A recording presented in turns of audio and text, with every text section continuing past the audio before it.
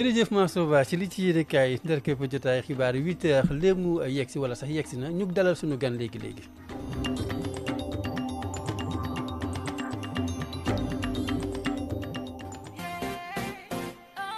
Apôtre Sanogo mu ngi ñëw Sénégal gannaaw ba mu jaaree Libéria Togo Bénin ak Soudan du Sud Apôtre Mohamed Sanogo ànd ak ministère de vie ak si nañ ci dëkku teranga fii di Sénégal fas yéene fi am juróomi fan yu ñu jagleel ñaan ak ndimbal ci programme bi seetu sa yaram te doo ci fay dara waxtaan ci jàngatu leadership maanaam njiit daje ak waxtaan ak jigéen ñi ndaje yu am solo ak ndaw yeeg tuut tànk yi ñu ngi leen di jox dig daje cënda di ko dalee fukki fan ak juróom-ñeent ak fukki fan ak juróom-ñeent ci weerub novembre ci terrain ISRA bu juróomi waxtu ci ngoon jote ak ca Ndakaaru li ko dalee ñaar fukki fan jàpp ñaar fukki fan ak ñaar ci weerub novembre bu juróomi waxtu ci ngoon jote bu leen ko kenn nettali mbaalu jokkoo bi 77 437 89 11 77 348 78 00 jageen jëf.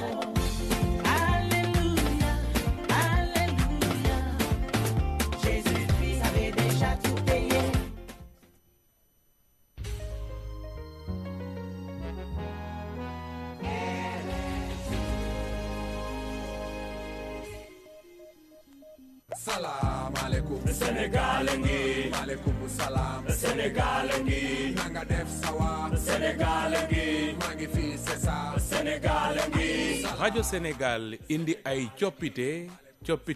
ngir li gën. voilà jërë ngeen jëf yegg si nañ ci pàcc bi ñoo dalalee sunu gan Ramatoulaye Sarr ginnaaw ba ma la nuyoo nag ma bàyyi la sunu gan tey. maa ngi lay fay bu baax Arona nuyu également auditeur u rajo Sénégal ak suñu gan gi nag mi ngi uyu madame Tourou madame Woré Ndiaye moom nag elle est experte non seulement ñu ngi bind conseillère technique au ministère des Forces armées en charge de l'industrie de défense, mais je vais aller un peu plus loin. Elle est experte en transformation des conflits et développement, experte en diplomatie, genre et conclusion, coach, mentor en leadership, transformation et transformationnel, individuel et organisationnel. Elle est également représentante nationale G100, diplomatie et négociation. ñu ngi lay nuyu bu baax madame Ndiaye di la dalal. madame Sarr maa ngi lay fay di la nuyu tamit. alors lii waral invitation bi démb. forces armées dañu organiser lu ñu duppee une journée de mobilisation des investisseurs nationaux pour l'industrie de défense. alors est-ce que mën nga ñu expliquer déjà loolu lan la journée boobu. waaw journée boobu dafa doon journée bu jéegi dayo mën nañu wax ne c'était une journée historique. maanaam suñu sañee sax mën nañu wax ne mosu fi am. dafa doon journée boo xam ne dafa dajale ay jeunes porteurs de projet ay nit yoo xam ne dañoo yónnee woon seen ay projet ci concours spécial du président de la République sur la recherche et l'innovation à vocation militaire et paramilitaire bi nga xam ne dañ ko lancé woon il y a quelques mois ñi nga xam ne ñoom leen tànnoon ñoo ñëwoon démb wane seen ay projet ñu amoon tamit ay investisseurs boole leen lëkkaloo leen ak ay secteur privé ñi nekk ci secteur privé club des investisseurs le patronat entre autres les banques ngir mën leen lëkkale ñu gis daal ndax investisseurs yi mën a gis liggéey bu am solo bi nga xam ne nit jeunes yi ñu ngi koy def te xëy mën naa ne jeunes yi parce que ñu ci bëri ay jeunes lañu woon ay ndaw lañu woon liggéey bi nga xam ne ñu ngi koy def ci biir industrie de défense dans le cadre de l'industrie de défense waaye xëy na sax mën nañu wax ne dafa doon lu rëy lu mais nee nañ lu lépp loo gis lu yëngu rek dafa am lu ko ëpp doole mais li ko ëpp doole mën nañ ci dellu daaw mai de l'année dernière wala avril de l'année dernière ndaxte ministre des forces armées le général Biram Diop bi mu egsee moom ci boppam dafa amoon vision dafa tàmbali rek xalaat ne que am na loo xam ne nar na ci commence tàmbali liggéey mu teg juróom-benni point ci juróom-benni point daf ci am ñaar yoo xam ne dafa amoon solo mooy li ñu woowee le concept armée nation dañ ko naroon tëgg gën a xam ko ak concept armée nation bi lan moo naroon nekk ci biir maanaam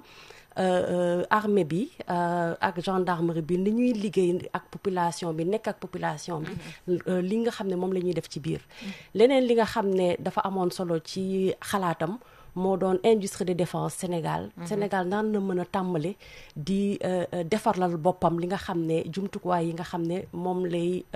utiliser. su loolu weesoo bi ñu jógee foofu noonu. ci mois d'avril mois de mai. ñu ñëw rek au mois de juillet le 4 juillet à l'IDS Institut de défense du Sénégal le président de la République dafa doon jox ay lijaasa étudiants yi ne woon foofu noonu ci discours am mu ne nag moom tamit mu ñëw gën a dëggal xalaat bi ne nag industrie de défense nar nañ ko am si suñu biir dëkk joxe ay ndigal yi nga xam ne moo tax ba ñu tàmbalee liggéey ci loolu ñuy sant le général Mbaye Cissé di chef d'état-major des armées ndaxte moom moo tàmbalee dëgg-dëgg développé ak équipe am tëgg këyit bi nga xam ne mooy wane dëgg tey suñu doon am industrie de défense naka la doon lan la doon ñuróol ak naka lañ ko naree defee ci ginnaaw tëgg googu document boobu mu doon tëgg ak équipe am ñun tamit au niveau du ministère dafa amoon benn équipe boo xam ne dañ ko tegoon en place ñu tàmbale woon di liggéey dëgg mooy li nga xam ne ministre mu ngi naan learning by doing xaaruñu këyit bi génn mais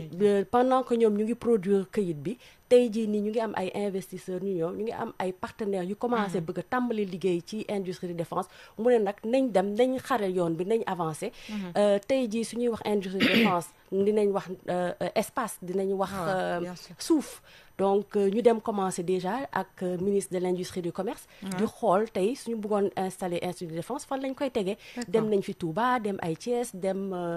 Diamniadio xool dëgg comment tàmbale daal liggéey boobu xëy na soo leen xoolee un peu ci historique bi sax di ngeen gis ne que le 7 novembre daaw lañ signé premier protocole d'accord pour véhicule tactique Kia mën a tàmbali mën a am usine boo xam ne dañ ko fiy développer donc loolu yëpp dafa bokk ci li nga xam ne tàmbale woon nañ ko déjà dans le cadre de l'industrie de défense mais tey defe naa mën nañ wax ne journée des investisseurs u démb bi dëgg-dëgg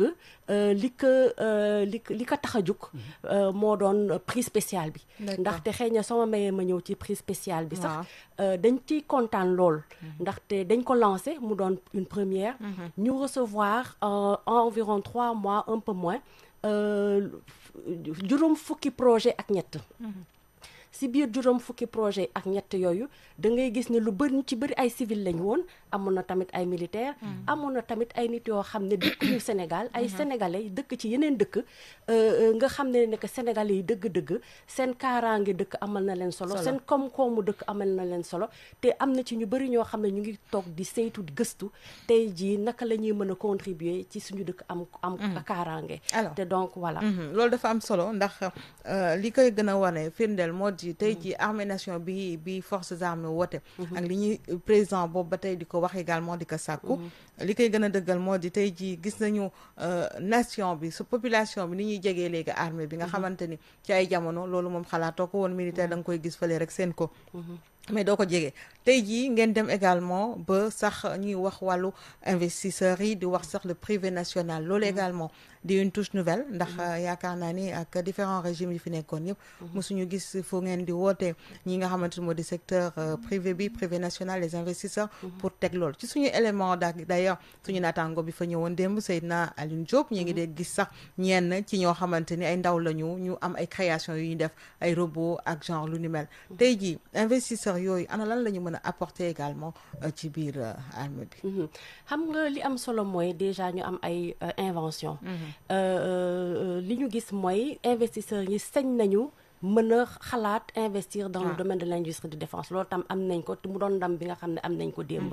mais soo amee projet li nga bëgg mooy ñu financer ko li nga bëgg mooy nit indi ay kopparam gis na ne que projet bi viable la maanaam nit ki su ci dugalee xaalisam am na leneen lu ciy génn bénéfice boo xam ne parce que mbir mi jënd ak jaay la mais su weesoo jënd ak jaay bi tamit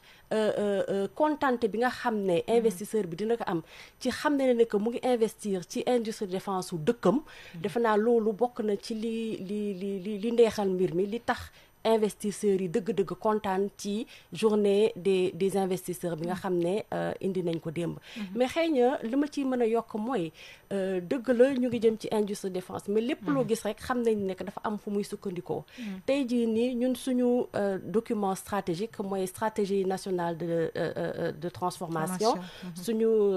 document de transformation vraiment qui est un document très important. léegi si biir document la SND. am nañ ñun ñetti axe d'intervention ñetti axe d'intervention yi nga xam ne industrie de défense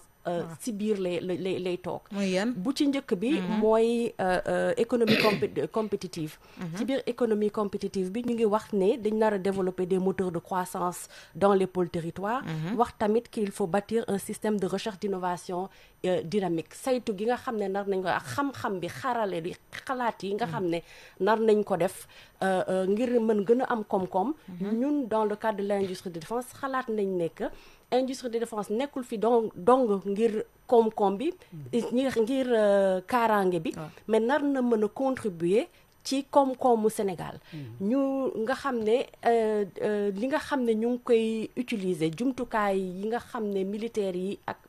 les personnes qui sont dans le secteur paramilitaire lépp li nga xam ne ñu ngi ko doon jënd boobu ba léegi nar nañ bàyyi di ko jënd di ko defaral suñu bopp leneen li nga xam ne ñu ngi ciy contribuer ci stratégie nationale de développement bi mooy axe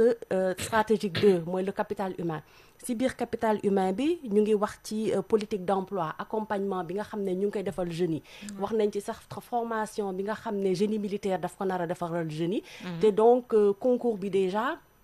laal na lu bari ci loolu lëkkale bi nga xam ne dañ nar a lëkkale jeunes yi ci emploi bi ak utal leen ressources économiques et cetera loolu lañ doon ci doon laal ak lu mujjee li axe bu mujjee bi mooy axe 4 bi nga xam ne ça parle de la gouvernance et ci biir gouvernance bi nga ciy wax ci renforcer la sécurité nationale donc li ñu tax a jóg dëgg ci industrie de défense mooy aussi renforcer entre autres la sécurité nationale bien entendu. alors yéen nga wax également nekkoon na bëccëg boo xam ne da ngeen doon présenter ñii di secteur privé national bi les enjeux actuels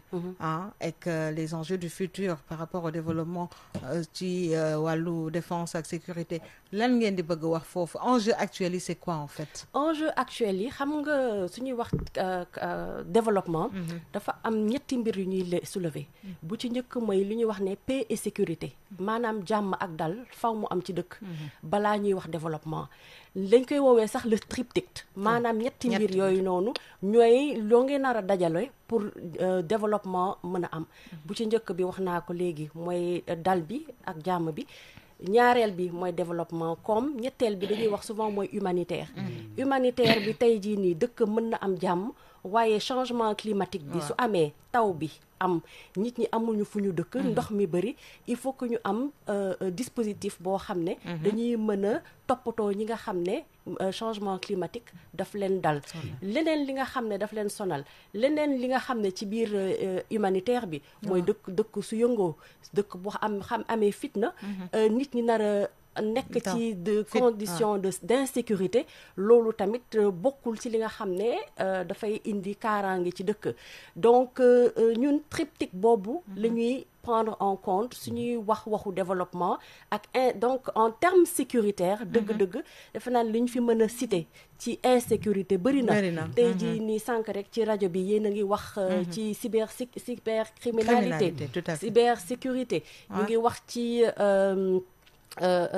instabilité yi daal bëri na waa ci dëkk bi dans la sous-région autant au niveau national que dans la sous-région. alors sans que madame Waré Ndiaye da nga ko brosser muy wàllu ko souveraineté mënal sa bopp ndax gis nañ ko jamonoy Covid bi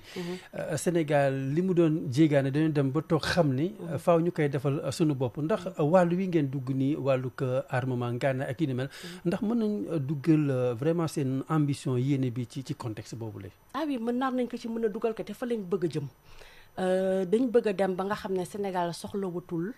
dëgg lépp loo xam ne loolu la soxla muy armement parce que ci industrie de défense am na lu bëri loo xam ne moom la ñuy prendre en compte am na armement am na lu ñuy woowee optronique am na lekk bi sax ak col bi loolu lépp ci la bokk donc tey jii nii bëgg nañ toll foo xam ne dëgg-dëgg dootuñu soxlati jënd dara fenn xam nañ ne nag loolu tam temps lay jël waaw dañ ci jël temps dinañ ci dal bu baax def suñu stratégie bu baax xam na ne que il faut que mu jël temps il faut que suñu dëkk pare waaye li am solo ba am solo mooy daf ñu wóor ne xam-xam baa ngi fi am baa ngi fi matière première yaa ngi fi te nañ mën a tàmbalee fenn te loolu lañ bëgg a développer fi ñu toll nii ci industrie de défense bi yéen a ngi wax da ngeen bëgg impliquer la nation mais est-ce que tey jii les populations sont suffisamment informées ci li ni mel waaw les populations mënuma wax ne elles sont suffisamment informées waaye soo lancé prix du chef de l'État comme ni ma ko waxee léegi nga am déjà ci benn prix première édition nga am juróom fukk ak ñetti dossier loolu mooy population yi ñu ngi bàyyi xel armée bi liñ ci nar a def rek mooy gën a sensibiliser wax naa fi sànq concept armée nation loolu lay jëriñ gën a joxe information pour population yi mën a xam ne na que nar nañ mën a contribuer ci industrie de défense bi et surtout d'ailleurs parce que souvent nit ñi suñ déggee industrie de défense rek dañ naan loolu de domaine militaire la duñ ko jege voilà duñ ko jege waaye li nga xam ne moom lañ bëgg a développer dans le domaine de l'industrie de défense dañoo bëgg a xamal population yi ne nekk xam-xam boobu nekkul rek ci biir armée bi mu ngi ci civil yi et que dañoo soxla effectivement que civil yi gën a indi seen ay idée gën a indi seen xam-xam ak seen mën-mën ngir ñu mën a contribuer ci industrie de défense maanaam tey dañ leen di tàllal loxo civil yi pour que ñoom tamit bokk ci li nga xamante ñu leen di tàllal loxo bu baax a baax mooy li ngeen mooy seen mbëbët moo di tey ji peut-être mythe bi nga xamante amoon na ko que ñu xam ni ñi leen di militaires yi ay nit lañu ñu bàyyee ko ci ay kër peut-être tey ji dañuy sol pardon seen tenue yi pour wane benn kaaraange sécurité boo xam ne ñu ngi ko war a assurer population bi mais pour autant lu aju ci surtout li nga xamante ni moo di projet bu ngeen dugg soxla ngeen ci bu baax a baax xam-xam yu askan wi ñenn ci ñoom soxla nañ xam-xamu askan bi waaye tamit ma yokk ci leneen ndaxte industrie de défense du domaine boo xam ne lu jëm ci industrie de défense kese lañ ciy développé li ñuy wax souvent nee nañ di nga gis benn entreprise boo xam ne day defar tàngal parce que gis na ne que tàngal la nit ñi soxla waaye tamit mën a développer wala créer benn industrie boo xam ne armée bi daf koy utiliser donc dafa mix dafa nekk loo xam ne nar nañ mën a développer ay produits yu bëri fa la ñuy woowee tamit société civile yi en tout cas pour xamal leen ne que am na benn rôle boo xam ne nar nañ ci mën a jouer waaye tàllal loxo bu ñuy tàllal civil yi démb bi ñu amee investisseurs yi loolu la woon tamit parce que souvent industrie de défense soo xoolee ci yeneen dëkk yi dafa am ay entreprises yoo xam ne wala investisseurs yoo xam ne défense kese la ñuy financer mais démb dañu indi ñu mel ni Pierre Goudiaby Atepa avec le club des investisseurs ñu gis ñoom ne que ubbil nañ leen buntu am na loo xam ne nar nañ ci mën a contribuer ci industrie de défense bi donc loolu mooy firnde ne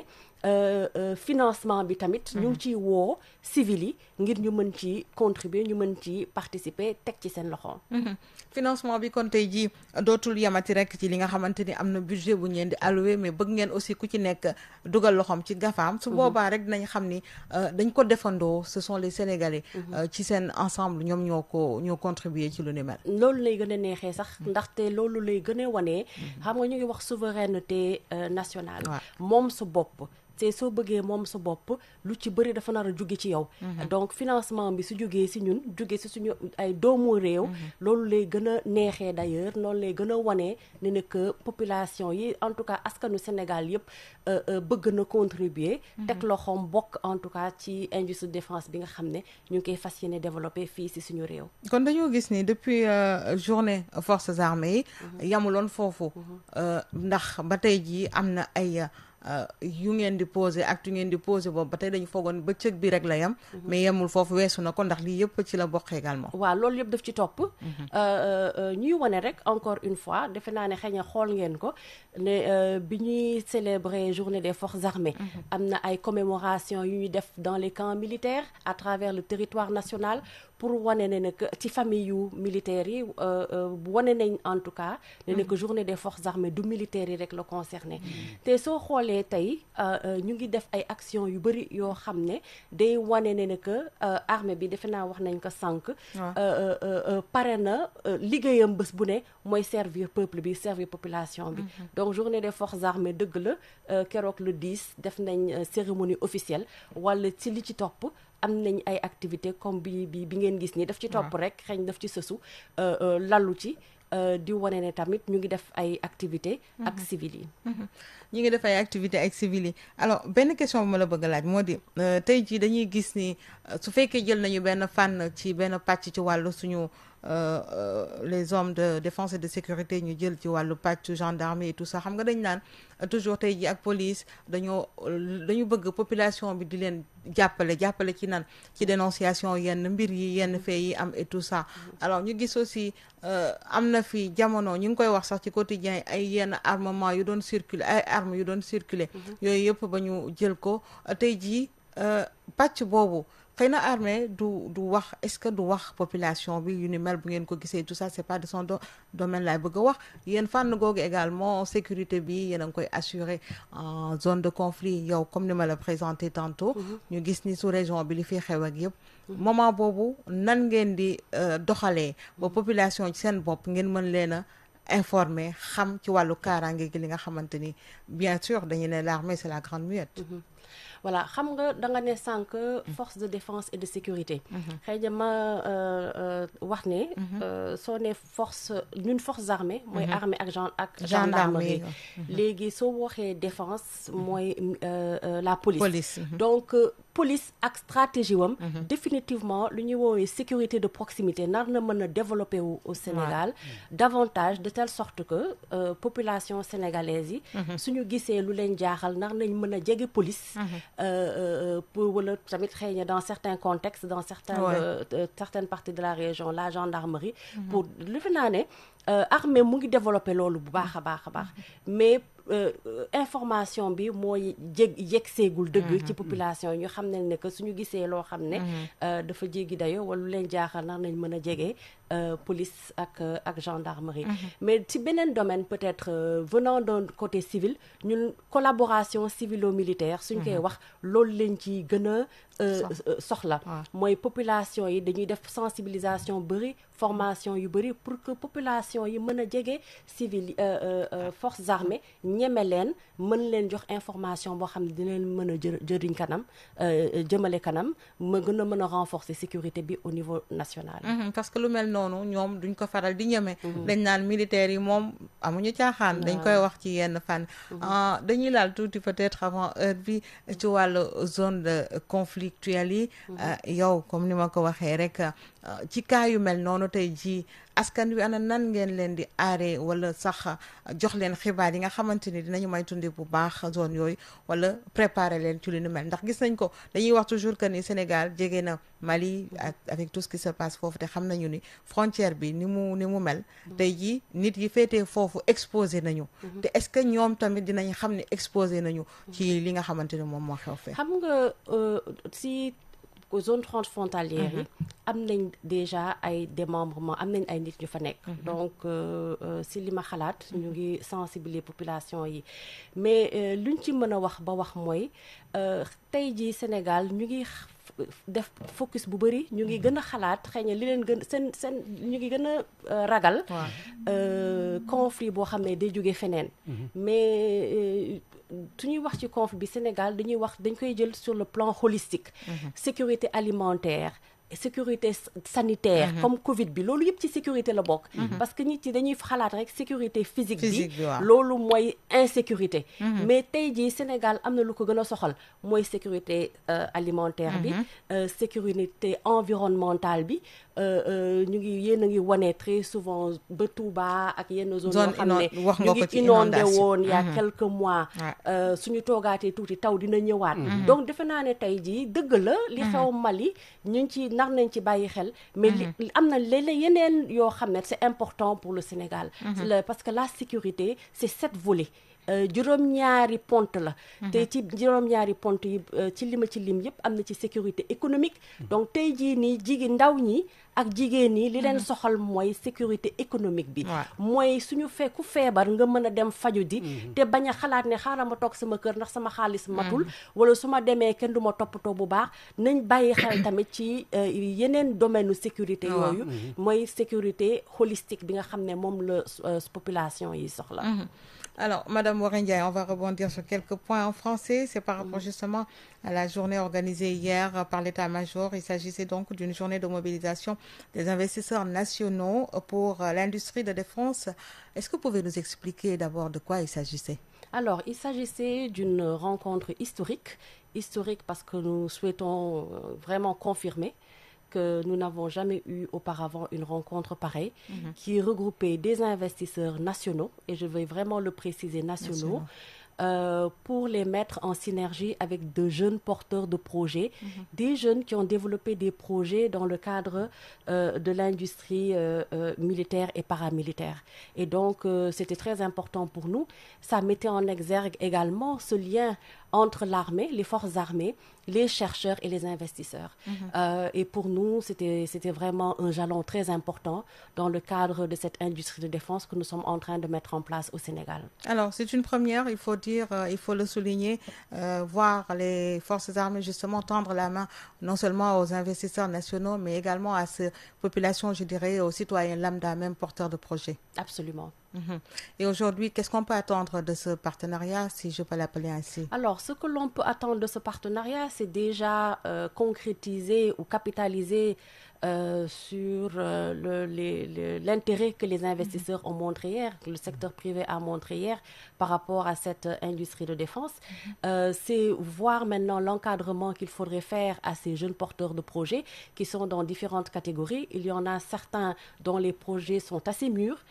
certains qui ont déjà des business plans développés et certains dont les projets étaient en phase d'incubation. Donc, il nous faudra vraiment, avec l'appui de certaines institutions qui sont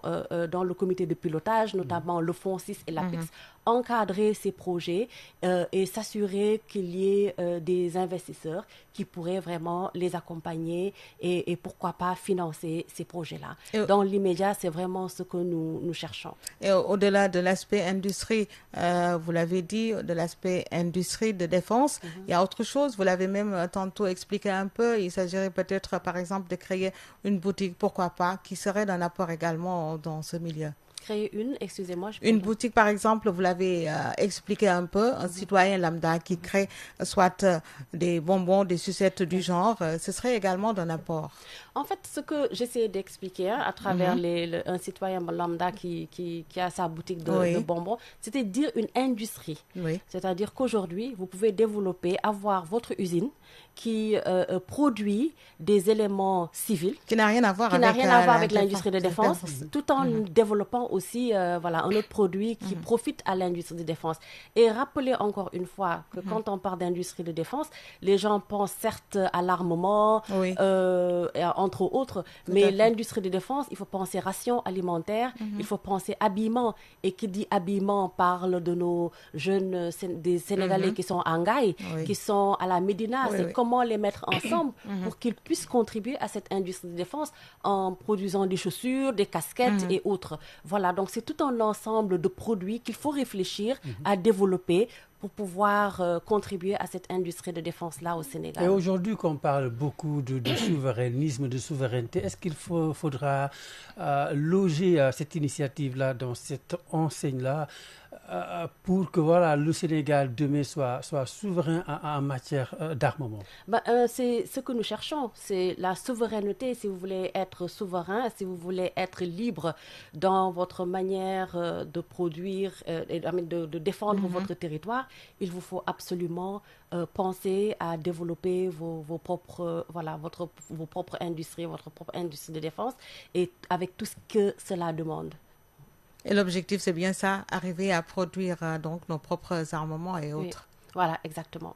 Merci beaucoup, Madame Waré Ndiaye. Je rappelle donc que vous êtes conseillère technique au ministère des Forces armées et comme on l'a mis en secrétaire en charge de l'industrie de défense. Salam Sénégal vous remercie. Merci beaucoup à vous. Merci beaucoup Madame Waré Ndiaye jërëjëf Rahmatoulaye Sarr. Alors li ñuy waxtaan nekk sunu gan Madame Waré Ndiaye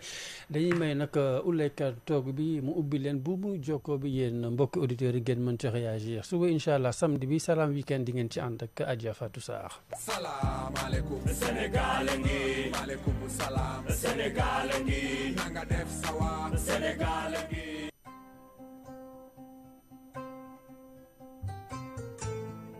Payer mes impôts sans me déplacer, oui, c'est possible. Sous l'égide du ministère des Finances et du Budget, la Direction générale des impôts et des domaines informe les usagers de la possibilité de payer tous les impôts, taxes, droits et redevances par mobile à travers l'application MaxHit de Orange. Cette mesure entre dans le cadre de l'amélioration continue des services rendus aux usagers et répond aux orientations du plan de redressement économique et social